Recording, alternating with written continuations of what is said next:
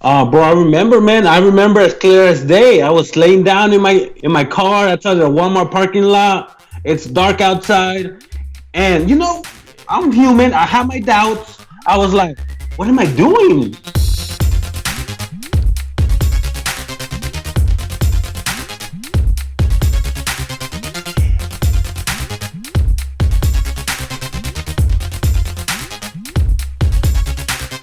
What is going on, Print Fam? If you're new, my name is Cam. Welcome to the Print Life Podcast. Got a very special guest for you folks today. But before we get into all that, let me get all of my advertising out of the way. Starting with iTunes and Google Play. This podcast is available on both platforms. Make sure to head over there. Of course, hit subscribe. And then leave a glowing review along with 5 stars on whatever platform you listen to. So you can even pause this, do that right now, and then come back. We'll wait. Today's guest is, I think I heard about him right when I got started on the YouTube platform. I found him because he was in the similar industry, and I have since seen things blow up for the man. So we brought him on today, and I'm going to just try to extract as much information as I can from him in regards to social media marketing and all of the incredible things that you can do with these platforms. So without further ado, let's welcome Mr. Reyes, the entrepreneur, everybody. Hey, Cam. Nah, man. Thank you for having me on. You're the best, and it's been an incredible experience for me, and I think for a lot of other people, just to watch you going through this thing, and it's all over the place for you. Yeah, man, it's going good. I can't complain. So have you been going at it about 3 years? Since 2015, that's when I really decided to go hard on YouTube. Yeah, but I didn't start making shirt content till 2016, and I didn't get my first big push till 2017. Rewinding backwards, one of your first, or when I found you, I watched you from like your first upload, and at that time, you were living in your car. Yep. When you think about that, looking back compared to like where you've ended up now, that's a big change for you. Like in that time frame, what happened? What was the sequence of events that went from you living in your car and then you're printing in your house and then you're like, how did it go down? All right, so the first episode was my first real attempt at making something out of YouTube. And I always loved teaching, but I only like teaching what I know. And I didn't know anything other than the struggle. And I decided, you know what? Let me make a little documentary of me sleeping in my car, see if I could have a plan, take action, and achieve my goals. And I did that. But I assumed the series was going to blow up, man. It didn't. But I enjoyed making the content where I decided to continue making videos. And then I tried a whole bunch of different ways of making money, collecting cans, selling chocolate bars, selling my football cards, until I started documenting my journey of the t-shirt business. And that's what gave me my first jump. When you started the YouTube channel out of your car, right? Were you planning on like it was always in your mind that you were going to document the process of attempting to start businesses? Well, my first thing was documenting me being homeless. But once that didn't work out, I started experimenting with different ideas, and I noticed people love seeing the journey, and that's what really worked out for me.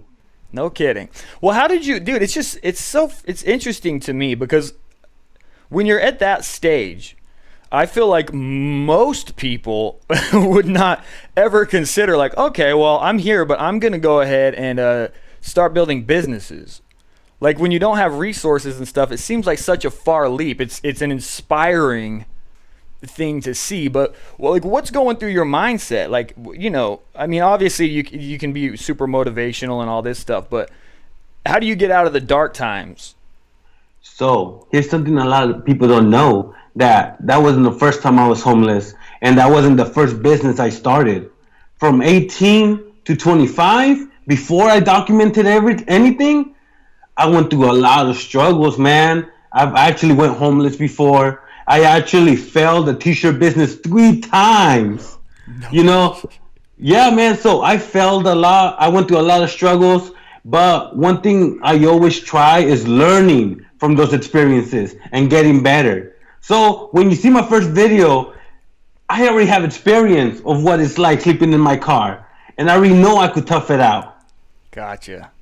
And but then you also had confidence in yourself because you had tried other things, so you knew you could document that, and it would make for really good content. Yeah, man. I mean, I've done eBay full time, and then I got banned overnight. That was a real humbling experience. I've what else? I've done so many different things. Before that, you got banned off eBay? Yeah, bro, they got me good, Cam. What'd you do, bro? I was selling copyrighted decals, like Raider car stickers, Niner. And here's the thing, everybody on eBay's doing it. That's what I was gonna say.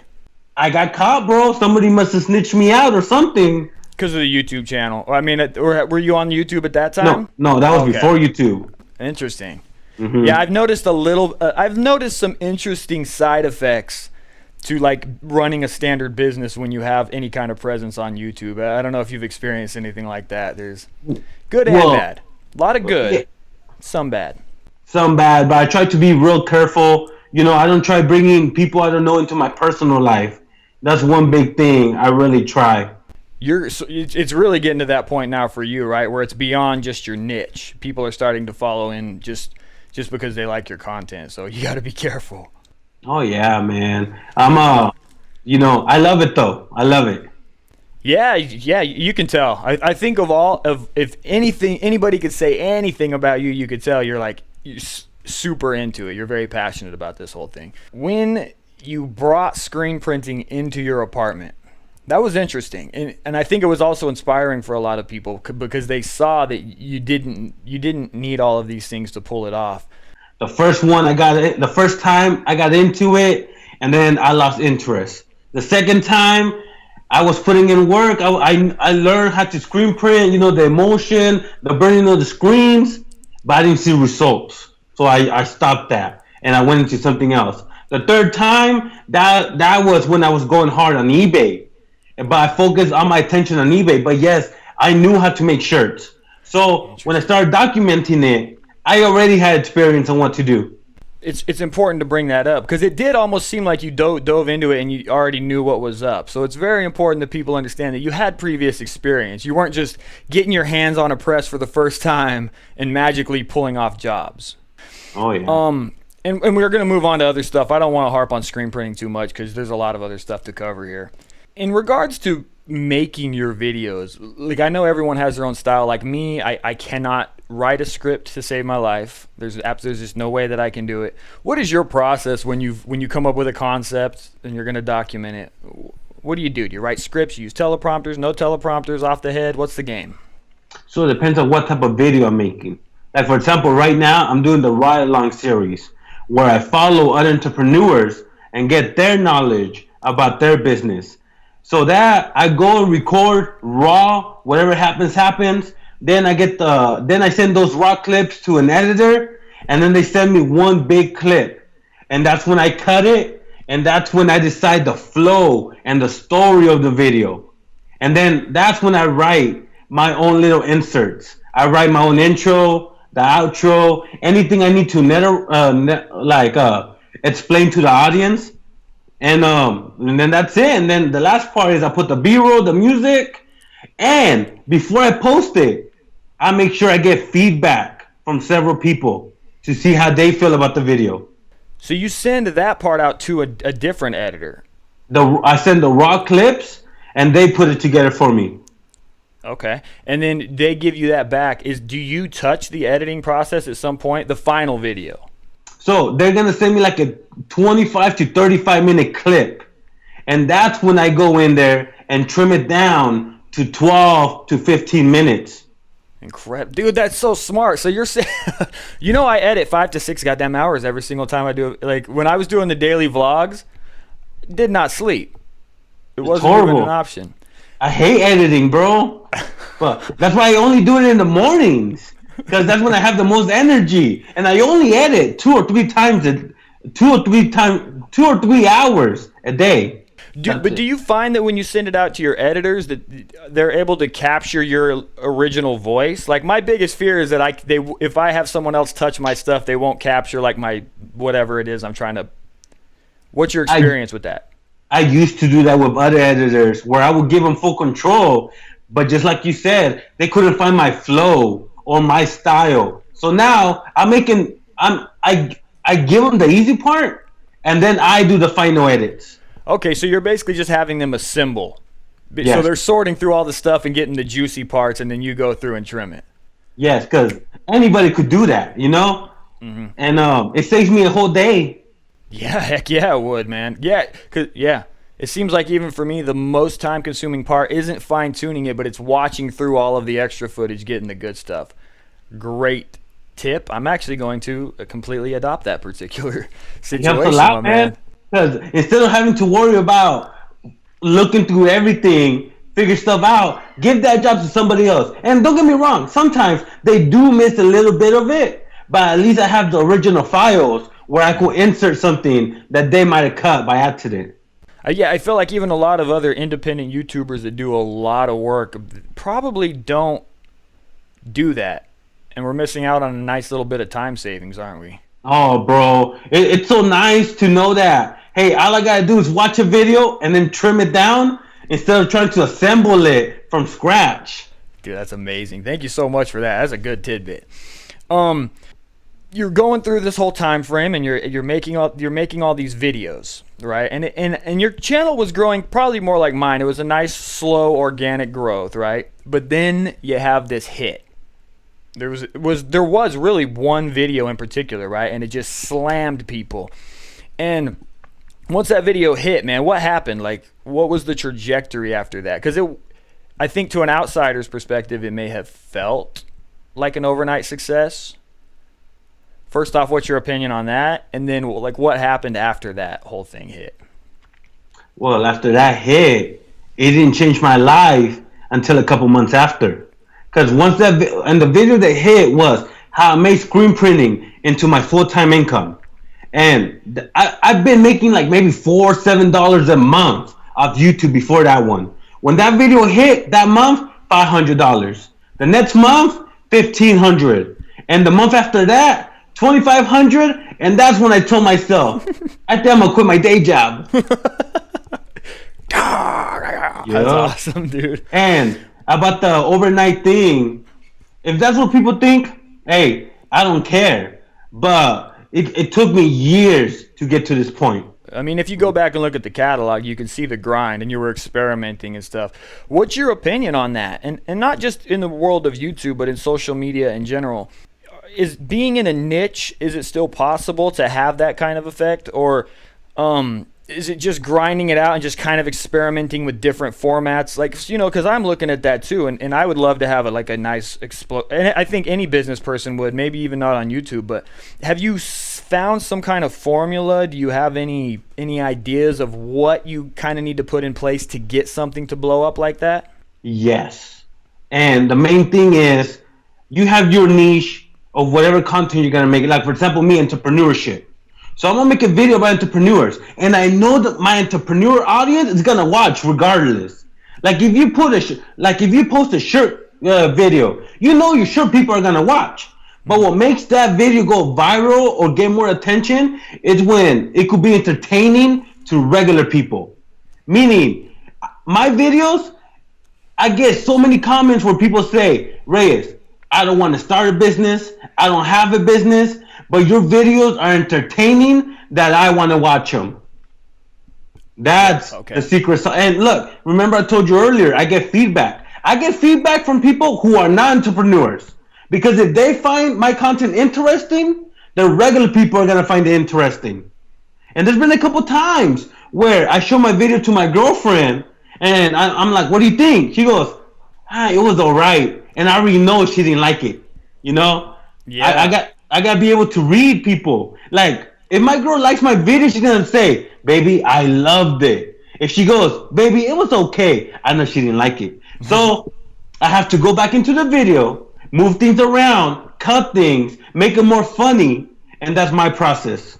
That's awesome. And so you may, even with the footage you have, like just sometimes just shifting the edit around or moving things can make a huge difference on the impact. I try to spread it around, not only the knowledge, but the entertaining things. I like doing little cliffhangers, like, hey, let's see how much money we're going to make at the end of the video. Or, hey, well, let's see what this person's going to say about this. Mm-hmm. You know, the main thing, okay, so somebody asked me this before, and I feel like it's really good knowledge. So my structure for the videos are in the first 3 seconds, you have to get their attention.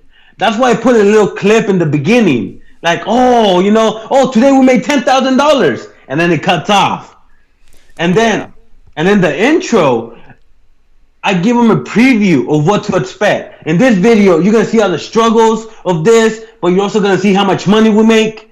The body is where I try to put so much interesting content in there. Because if not, they could just skip to the end and find out the answer. And then at the end, I give them what they came for. How much we made in a day, or the answer to the whole video in general. And so let's have you critique some of my videos. This would be awesome, because I think so. I feel like from what you've just said, I for sure don't hit them hard. Like I basically do the kind of same different intro. I don't give them a preview of what's coming. And that's a big game changer in it, huh? Yes, because people are willing to wait if they know what they're going to expect. So, so does that then increase your watch time, like your view duration? Exactly, yes. Because now YouTube, it's almost all about watch time. It's about titles, thumbnails, and watch time. That's the main thing that's going to help you get promoted on YouTube. Is there, like, so let's say you have a stream of videos that do really well. But then you have like 3 or 4 videos that don't do good. Does that hurt your overall like rank with YouTube? And then now maybe they won't show the next ones. Like, is there any correlation there? So, it's everything I'm about to say right now, it's all rumors, because YouTube doesn't put it out there. Mm-hmm. But yes, when you make a certain type of video, YouTube is going to put you in a category, and they're going to start promoting you in that category. Now, once you try a different type of content that doesn't fit that category, it's going to confuse the algorithm, and they're not going to promote you as much. Understood. So, like, for example, if you're going to do shirts, do shirts. If you're going to do this, do that, you know? But, yeah. Okay, so I'm trying to think of some examples of that. Kenyon, I think, is a really good example. Because Kenyon had the T-shirt thing, which he was killing it on. Killing it. When you start trying to branch off, that can be very risky in the YouTube algorithm based on your experience. Not only the algorithm, the subscribers as well, and the views. Pisses them off, huh? Yes, because they want entrepreneurial content, and then you hit them with something out of left field. Fucking like what I did. I did a couple where I went like backpacking, and then I brought a gun video in, and like hindsight's 20/20. Oops! But at the time, it just seemed like, I don't know. Do you ever get that weird sense of like, well, this is mine. I can do what the fuck I want? Oh, yeah, man. When I first started. But now that I'm bigger and have an audience that's expecting a certain type of content, and like I said, it's my business. And in the business, you have to give your customers what they want. And my customers love knowledge. So, yeah, they do. Yeah. And, I've even tried that myself, where I post a ride-along video and it does well, and then I post something about YouTube or so, and it doesn't perform well, because my audience is expecting another ride-along video. Interesting. So even in okay, then is it possible, dude, this is turning into YouTube talk now. Do you think it's possible more to do series? Like, so it's okay, like, so for right now, I'm doing more of what I saw was trending on YouTube with t-shirt printing, which was like step-by-step t-shirt, anything step-by-step, but not t-shirt printing. T-shirt business seems to be a more powerful key phrase than, so doing a series within that context is actually a good thing to keep kind of hammering at those similar key phrases in the headlines, right? Exactly. As opposed to doing one t-shirt business, one screen printing, back to t-shirt business. It's better to kind of like chain a series of them, because that's your YouTube subscribers get used to it, you think? Yeah, exactly. And making playlists as well. Like if you check out my video, I have a vending machine playlist, an eBay playlist. So if they're interested in one thing, they could watch the whole playlist. And one of my biggest tips is don't stretch out the video. Let it be as organic as possible. Because there's times where I make a video and I'm 9 minutes and like 45 seconds. And I'm like, man, if I could just come up with another 20 seconds, Yeah. But then at that point, you're stretching out the video, which is reducing the quality of the video. Yeah, you know what? I struggle with that one a lot. Dude, most of my first cuts are fucking 40 minutes long. So, like me, it's actually, I feel like it's a struggle to get it down to 15. How that could still possibly be too long. It may not be as general. It may not, from what you were saying earlier, it may not be as good a content for a general audience. Your specific subscribers might like it. Yes. But the general audience may not enjoy it the same way that the specific subscribers do. And the only way to really grow on YouTube is by attracting general audience, man. That's the only real way. Because, I mean, yeah, man, yeah. What I noticed really blows up on YouTube is either like tutorials or something with a real storyline to it. Mm-hmm. Maybe make a video about your worst customer, stuff that gets people's attention. Your worst customer, your worst order. Hey, can I do 500 shirts in 2 hours? Okay. So YouTube right now, like I said, it's all about titles and thumbnails where you have to be borderline clickbait. Where it's not clickbait, but it's like you're exaggerating the truth. Okay. I can do that, man. Yeah, okay. That's really good advice, actually. So I guess that does kind of lead into what I wanted to ask you. And this is in regards to, let's say, another local printer that has no YouTube presence. Okay, but they obviously want to market themselves. They would like to start developing a social presence. Do you have any advice to them as to maybe what platforms to go on? Is YouTube a viable option for them? Just your whole spectrum of opinion on that. In my opinion, social media, first of all, Instagram and Facebook, they need to have a presence on that for sure. Now, YouTube, not really, man. I don't know. Let me ask you. You ever, like, when I had my shirt business, and even when I started the DTG business, I would get a good amount of orders from my audience, but because I have a big audience, Mm-hmm. that took years to build. Mm-hmm. So I don't know if someone who's just starting out in the game, if they're only going to do it for business, I wouldn't advise to do it. Yeah. From my experience, especially when you're niching up, unless you have something to sell directly to that niche, it's not going to get you general customers. And most of the customers, like in the printing business, don't care about screen printing until it's time to order it. Exactly, man. So then, okay, so let's take YouTube off the table. What kind of content, let's say I'm asking you what I should do on Instagram and Facebook to get general customers interested. Do you have any opinions on that? You know what, man? It's changing so much. But for example, Instagram ads, they're helping a lot of people grow right now. Really? Yeah. Advertising your Instagram with Instagram ads will get you Instagram followers. Now, I've tried getting followers from my Instagram to go into YouTube. Doesn't work, man. Now, me too. And vice versa, even. Even getting YouTubers to go to Instagram could be a little tricky sometimes, yeah. Nuh-uh, man. It doesn't work out. I experiment with it all the time in terms of like there's industry-specific information which is going to appeal to your core niche audience. But I find it much more difficult to create content, especially on on Instagram, with photographs that would appeal to the general person that maybe doesn't care about screen printing until they need it. If you have advice on that, cool. How do you stand out to the general audience as opposed to your niche? Oh man, that's hard, bro, because there's just so much competition and it's too saturated.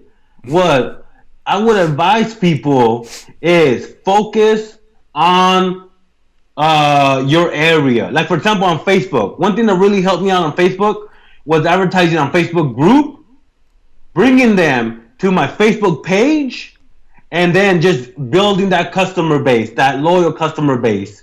For Instagram, man, I don't know. I haven't really had a lot of experiences with that. but it's all about building your name and getting in front of the right people at the right moment. You know. Yeah.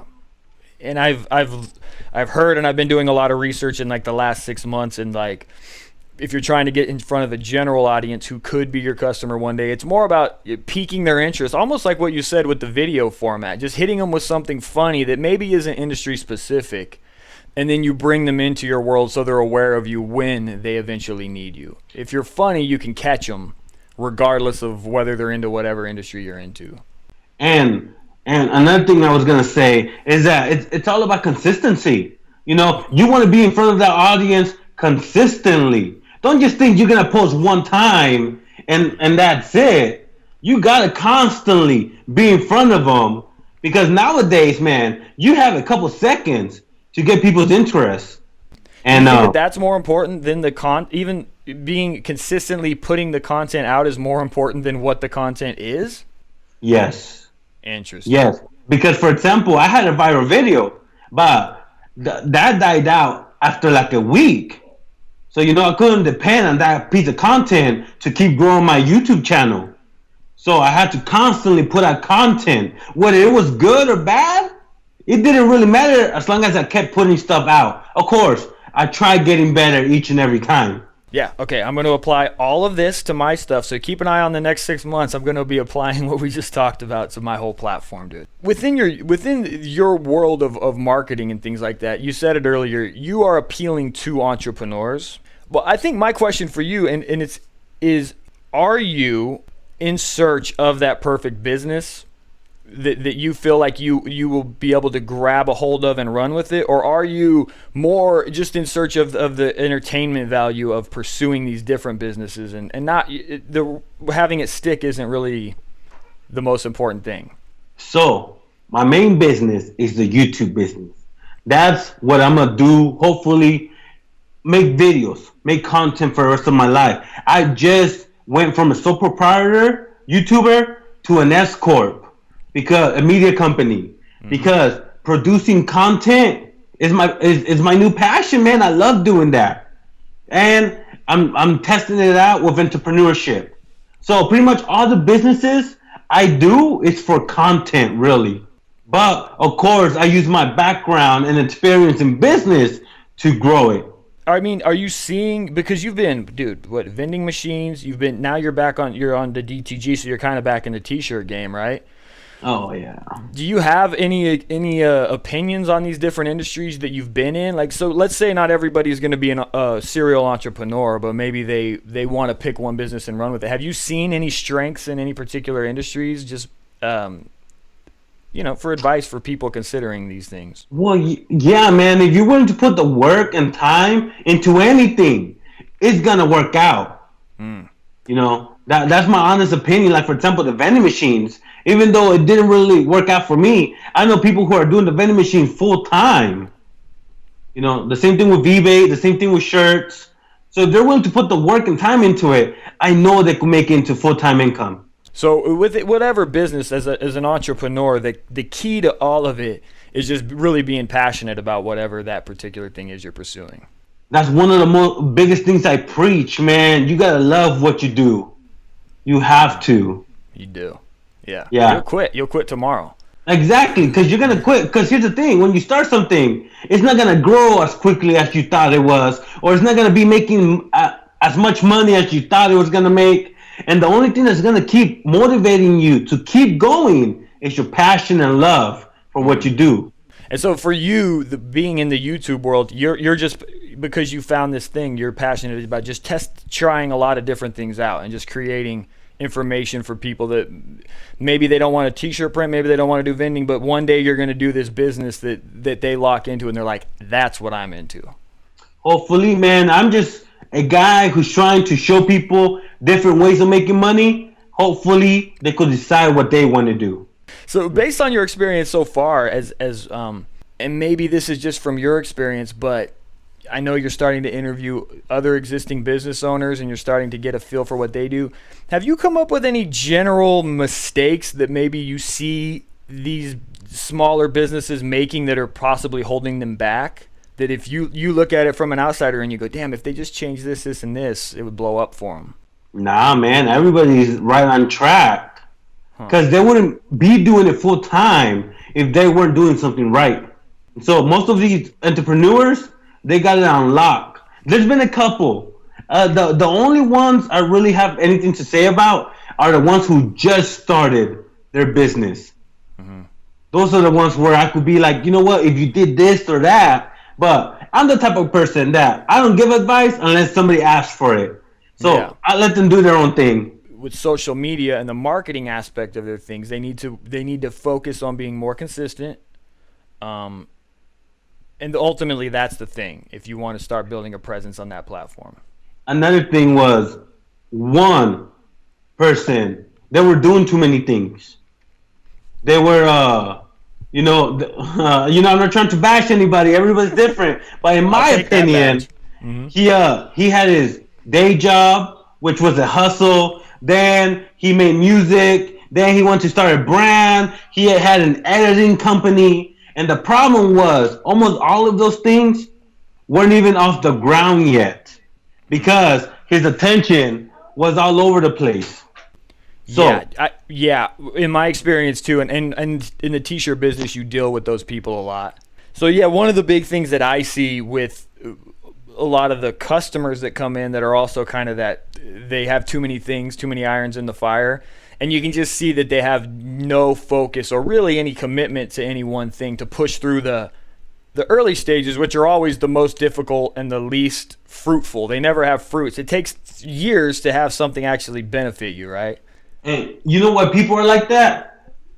I used to be like that because you start something and then you get a better idea or you find a better way of doing something and now you want to put your attention to that. And I'm guilty of doing that when I first started. And then when I realized I wasn't getting anywhere, that's when I realized maybe I should just focus on one thing. And once I started focusing on one thing, I saw new success. The trick is to first off pick a niche, and then you need to go all in that niche, right? So like for me, I'm going to use as an example, started in screen printing, but you can then you can take little branches within an industry, right? Because you're still ultimately staying within that niche.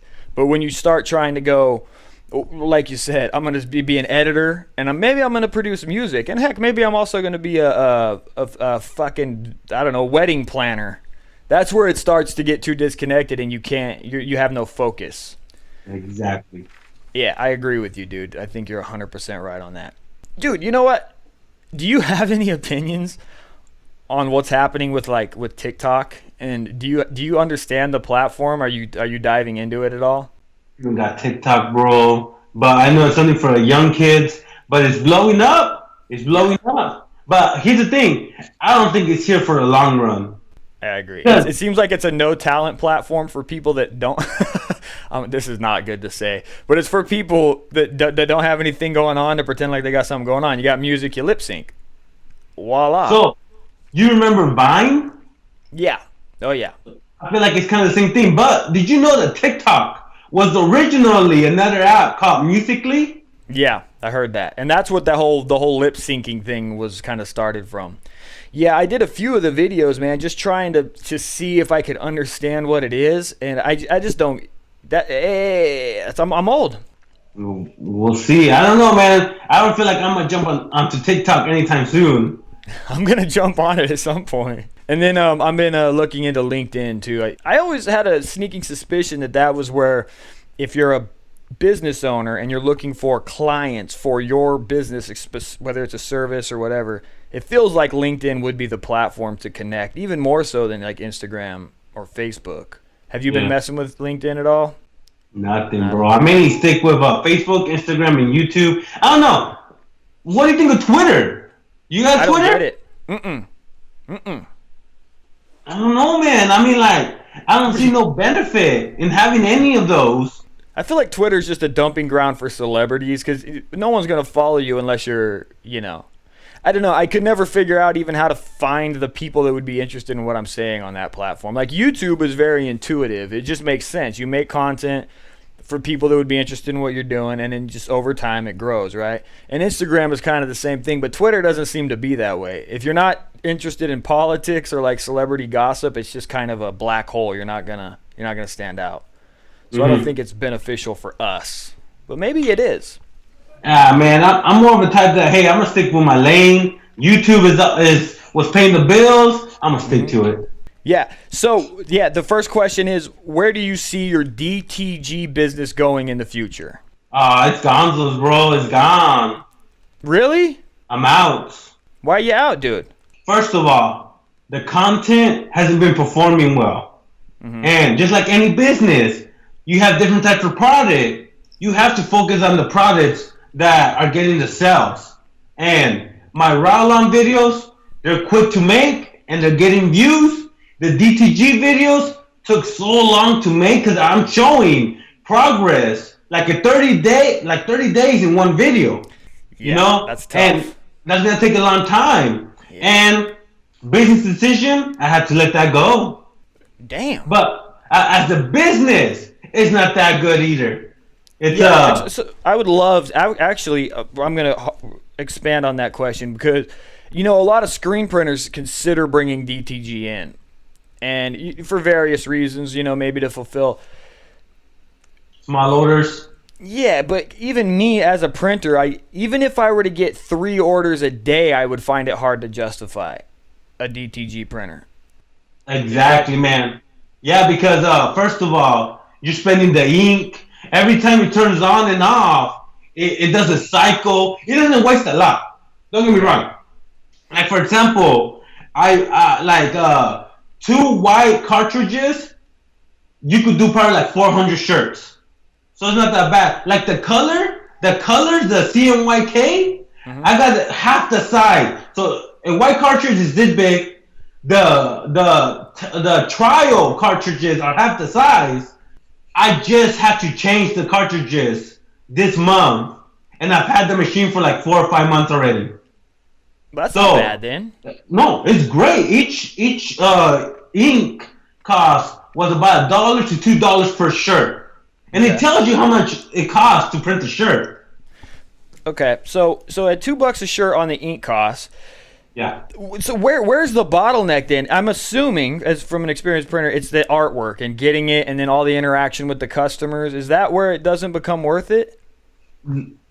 Well, the graphic. Well, supposedly, the customer has to have a PNG with no background. But I'm sure, as you know, not every customer knows that type of language.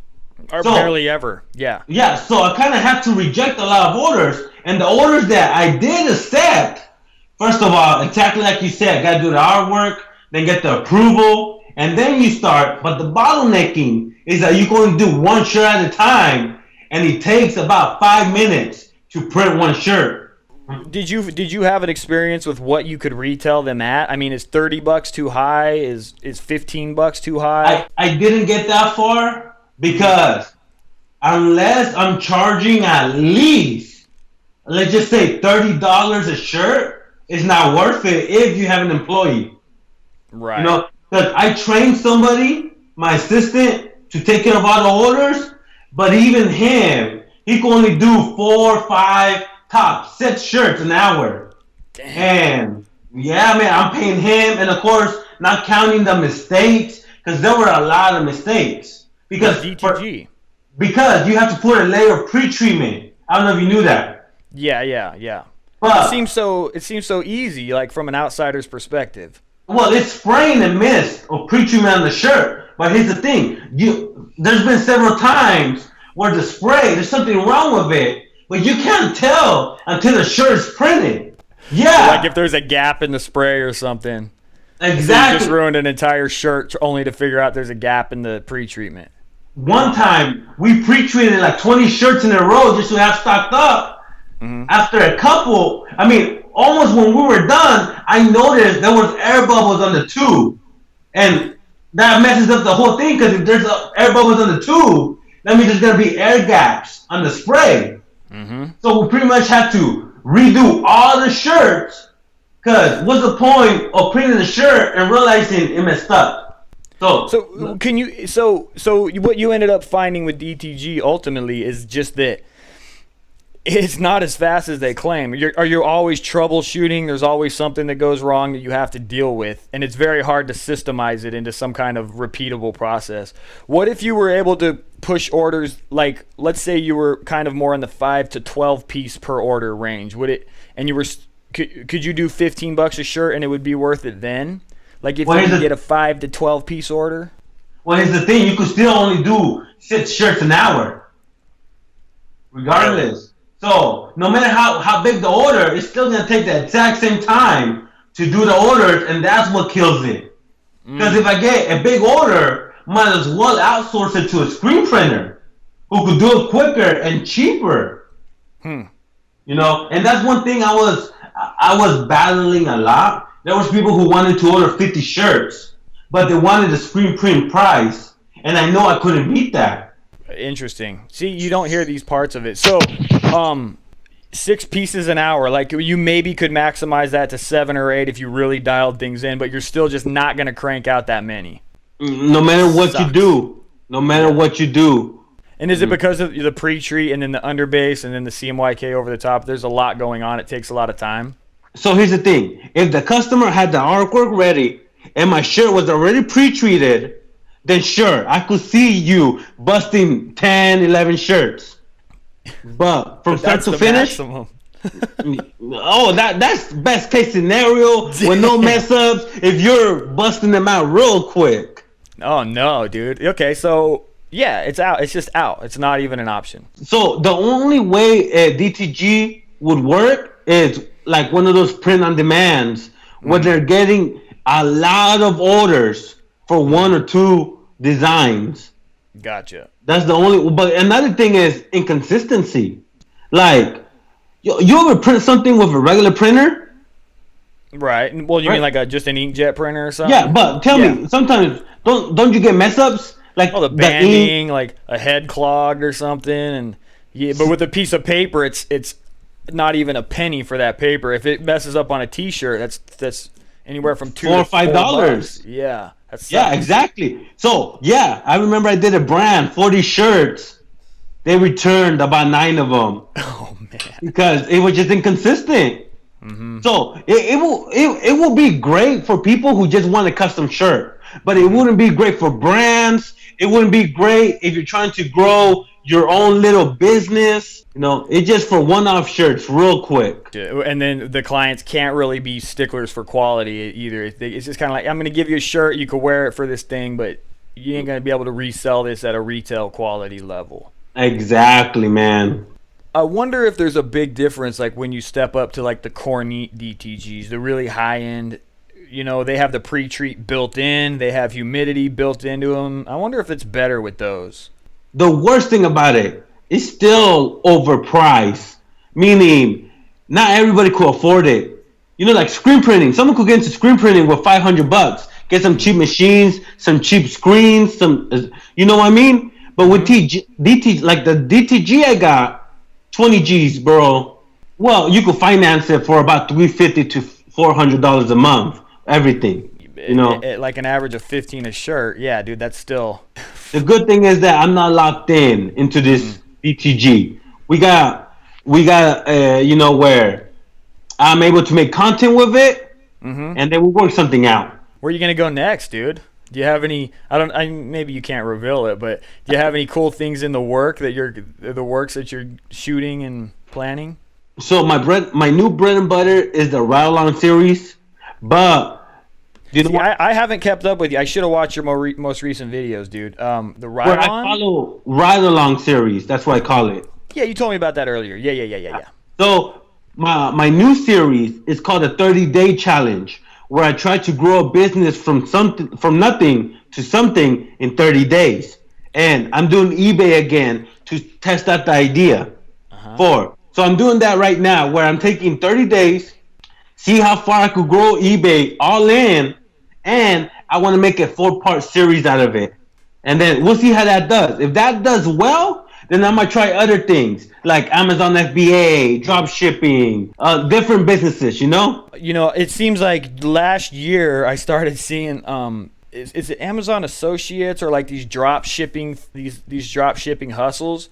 Do you have an opinion on that? Is it in large? Because you've been experimenting in this kind of world of like, maybe you could even call them like get rich quick ideologies in some cases, right? Yeah. Is it bullshit? Is it possible? So I tried it. I tried it with eBay drop shipping. First of all, the numbers, they're not fake, but they're misleading. Because, for example, with drop shipping, I made about $240 in sales, about $18 profit. Right, so revenue versus net profit is very different. But of course, all these gurus, they're like, oh, I just sold 10,000, 100,000 in sales. But they don't show you the real net profit at the end of the day. So that's one thing I really want to figure out. In your experience with these drop shippers, I'm not really interested in it, but it's intriguing to me. To get a good deal, like let's say you get a source from China, you're going to have to get a real good deal where there's a big margin in it. You're going to have to be ordering a lot from them, right? Like you're going to have to increase your sales. How does this whole thing work? So pretty much, I'm selling back scratchers on my website. You buy one, I get your address, and I give it to a shipper in China. And then they're gonna mail you one back scratcher. So I don't even from China. It's gonna take. That's another drawback that they don't say, that it takes from 4 to 12 weeks to get your item. Yeah. For your damn back scratcher. My back itches now, bro. Exactly. But I asked the drop shippers, don't you get a lot of backlash because of that? And they simply say it's in the fine print on the website. It's gonna take you 4 to 16 weeks to get your item. Yeah, it seems like it would be a tough to business to scale. Like in my mind then, if that is the case, what I would want to do is maybe test to see if there's a market, and then I'm going to buy it in bulk and bring it in so that I can get better. Well, the thing about those businesses, to make some real money, it's all about quantity. Hundreds and hundreds of items. And then how are people marketing these things? They're all taking out Facebook ads. Like if you're for your back scratcher, you're running ads on Facebook? Running ads on Instagram, on Facebook. Well, you got to figure out your niche. That's one thing that they do right. They figure out who are they trying to market, who are they trying to advertise to. So let's take example, the back scratcher. Most likely, I'm going to advertise man, probably from 25 and up, And most likely, they're mostly on Facebook. So I would advertise that on Facebook. Old hairy men, dude. Their backs is itching, bro. Maybe they're a little bit overweight, because I know I need my girlfriend to scratch my back in certain spots, Yeah.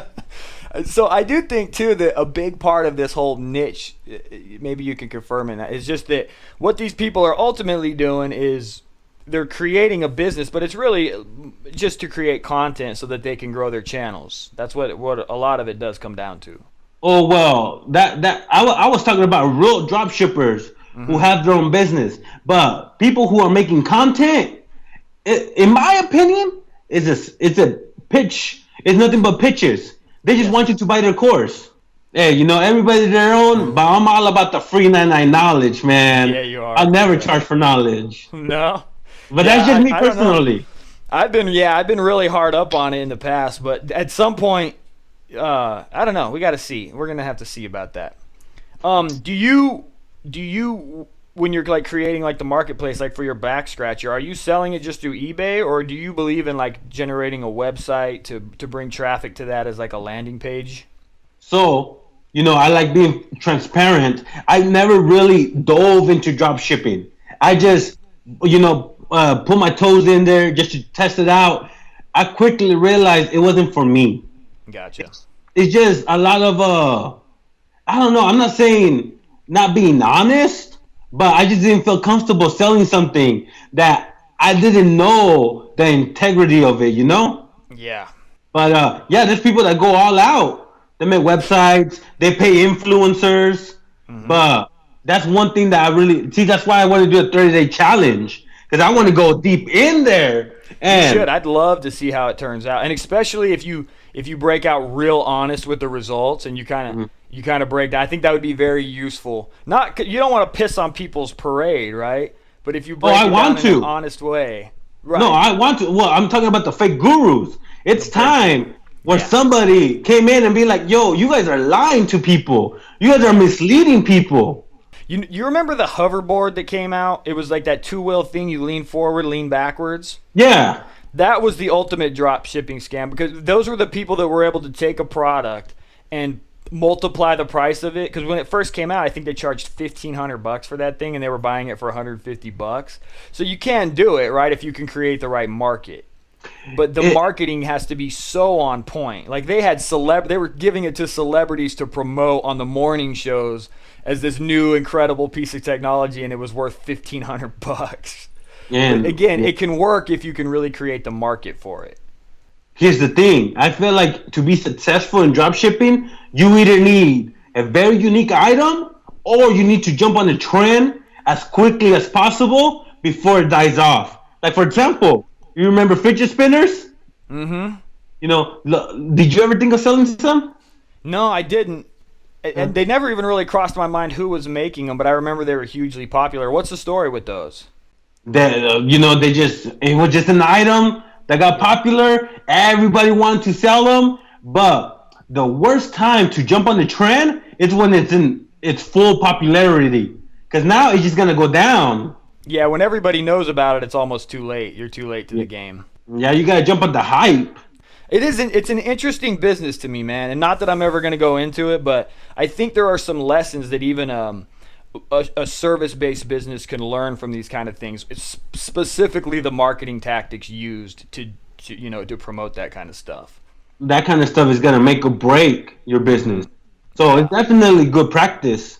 Yeah, I totally agree. Let me see if there was anything else here. I think a lot of people in today's world, they struggle. It's probably even an epidemic with like depression, right? They get stuck in these holes and they cannot pull themselves out of it. So let's go back to that. How do you keep a positive mindset when shit is so goddamn bad for you? You know what? It took a lot of practice, man, in my life in general, building my confidence and remembering to always just stay positive. And one thing I do is, first of all, I'm grateful for everything I have. Even if I have nothing, in my mind, I have everything, which is my health, which is my freedoms. And then, secondly, is just being positive, believing in yourself.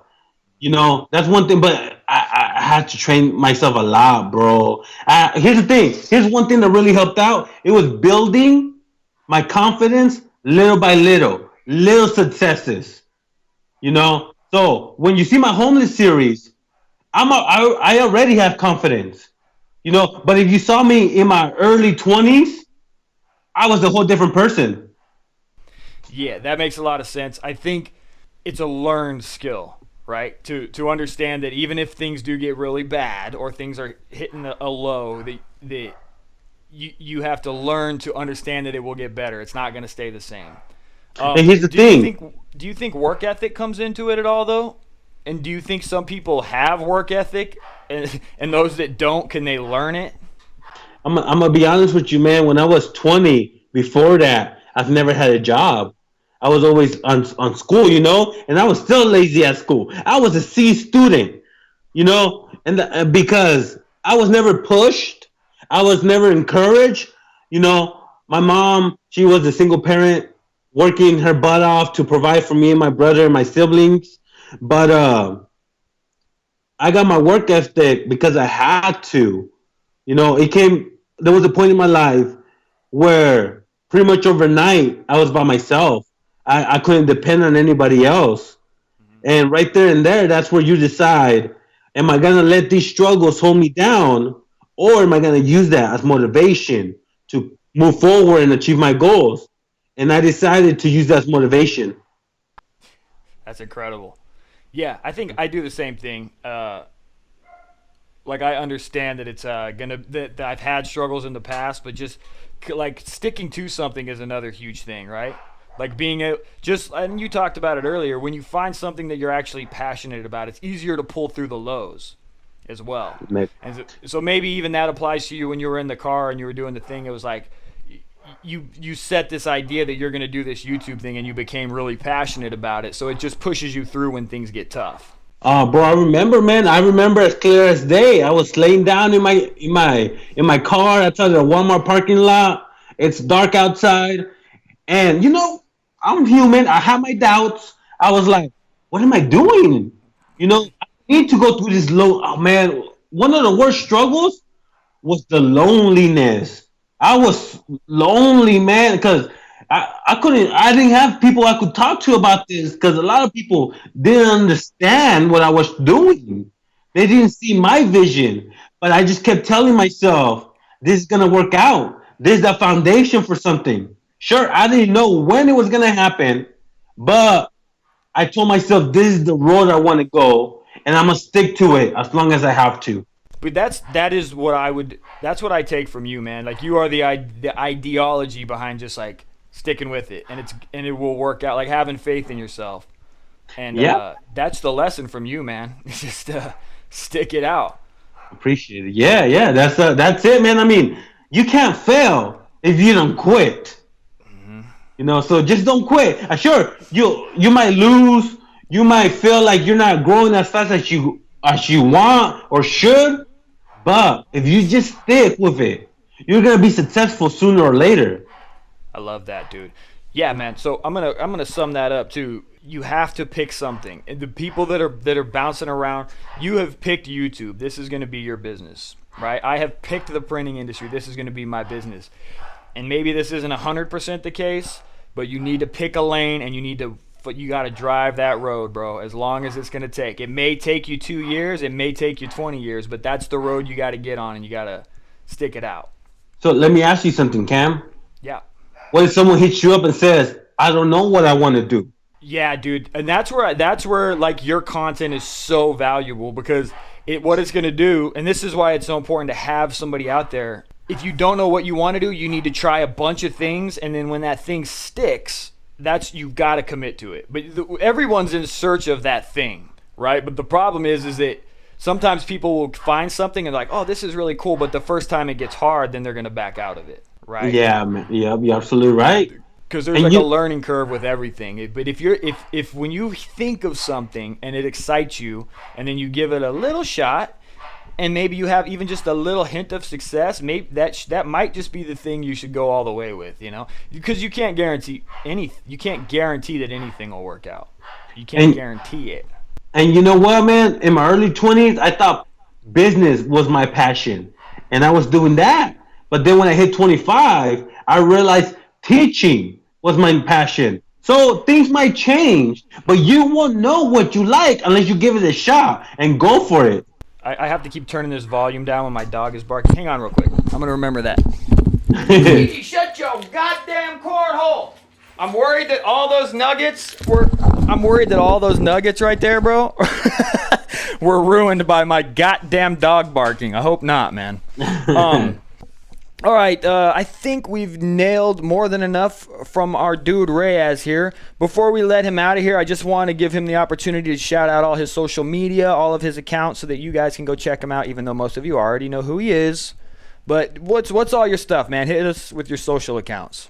Hey, if you guys want more free 99 knowledge, go follow my Facebook, Instagram, and YouTube at Reyes Entrepreneur.